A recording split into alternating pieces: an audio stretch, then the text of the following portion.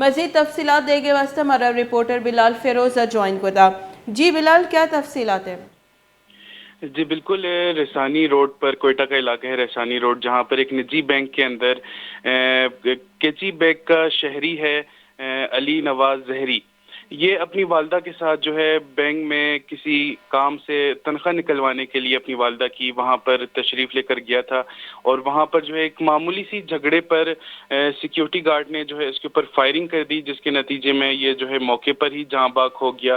اور اس کے بعد جو ہے اس کی لاش کو سول اسپتال منتقل کیا گیا، جہاں پولیس نے ضروری کارروائی کے بعد جو ہے لاش جو ہے ورثہ کے حوالے کر دی ہے، اور جو سیکیورٹی گارڈ ہے بینک کا